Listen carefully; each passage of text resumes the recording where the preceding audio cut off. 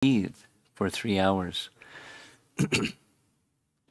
Sometimes he would proudly manifest his opulence, laugh, and say, I am he, where is that old Nada who brought me here? I will distribute the sweet nectar of devotional service to each and every house.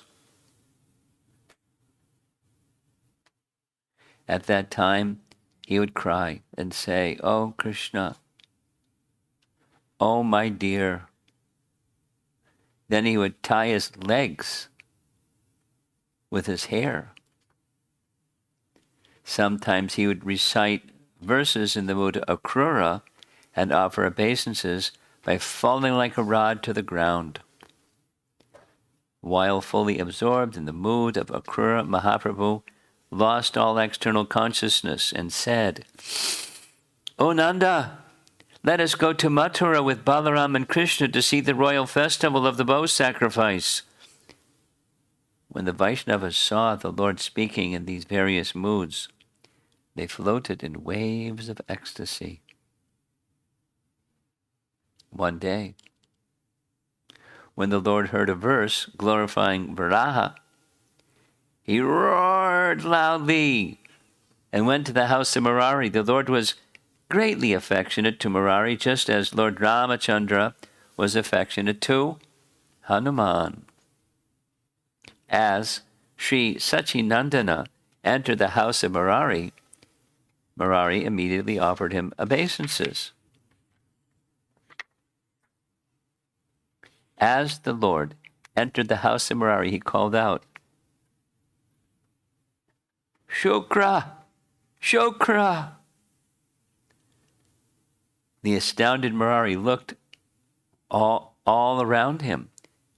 Vishwambar entered the Vishnu temple, where he saw a beautiful water pot with a spout. The Lord immediately assumed the form of Varaha, and by his own sweet will, he picked up the water pot with his teeth. The sacrificial boar grunted and manifested 4 hooves. Then the Lord said, Murari, offer prayers to me. Seeing this unprecedented sight, Murari became stunned. He was unable to find any words to speak. The Lord said, Speak up! Do not be afraid. All these days you did not know that I am here. Murari trembled and humbly spoke, O Lord, only you know your glories. Lord Ananta, who holds unlimited universes on one of his hoods, constantly glorifies you with his 1,000 mouths. Yet he himself admits that he has not reached the end. Therefore, who else is capable of glorifying you? Even the Vedas, whose injunctions are followed by all, are unable to know you in full. O Lord, the unlimited universes that we see or hear about are all absorbed within the pores of your hairs. You are always full of bliss in whatever you do, and so how can the Vedas know your activities? Therefore, only you know yourself.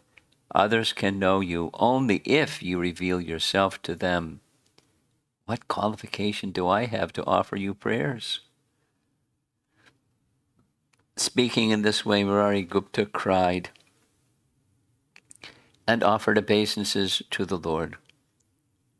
Lord Varaha was pleased with the statements of Murari Gupta.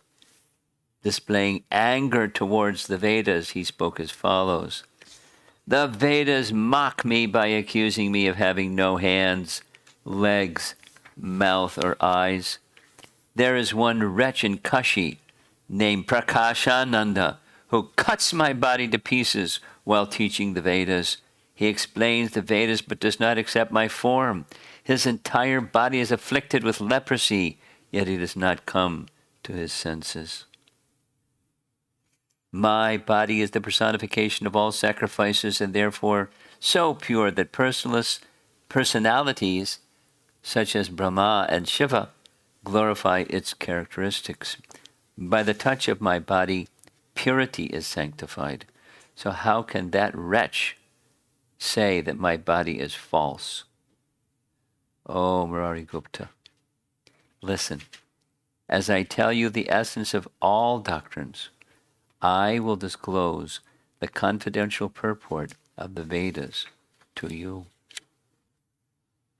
I am the divine sacrificial boar, the essence of all the Vedas. It was I who previously delivered the earth. I have incarnated to inaugurate the Sankirtan movement. I will destroy the miscreants for the sake of my devotees. I cannot tolerate the oppression of my devotees. I kill the oppressor, even if he is my own son. I cut down my own son for the sake of my servant. I'm not telling a lie. Oh, Gupta, hear attentively. When I was delivering the earth, she became pregnant by my touch. I begot a powerful son named Naraka, and I personally instructed him on religious principles. My son became a great king, and he properly maintained the demigods, the twice-born, the gurus, and the devotees. By providence, he fell into bad association with Bana and began to take pleasure in oppressing the devotees. I cannot tolerate the oppression of my servants, so I cut my own son to protect my servants. You have served me birth after birth, therefore I have disclosed these truths to you. On hearing the Lord's words, Murari Gupta became overwhelmed and began to cry. All glories to Gaurachandra in the association of Murari. All glories to Varaha, the Lord of sacrifice and the protector of his devotees. And then the next sentence is important. In this way, the Lord revealed himself to all of his servants at each of their houses, meaning this is a sample of a grain of rice in a pot. So, because they were all feeling some fear. When the servants recognized their Lord, their hearts became filled with bliss. They no longer feared the atheists, and they freely and loudly chanted the names of Krishna at all public places. In the company of the Lord, all the devotees happily engaged day and night in chanting the holy names. So what happens in the rest of this chapter 3, everything is nice except Nityananda is not here, and so Nityananda comes. And there's the meeting of Lord Chaitanya and Nityananda. And that's a very wonderful event. And after his presence is revealed, there's many exchanges between Lord Chaitanya and Lord Nityananda. Then some days pass. The conclusion of this volume, chapter 6, the Lord's meeting with Advaita Acharya and his display of his six-armed form. So it's a summary of what's in this chapter, short paragraph.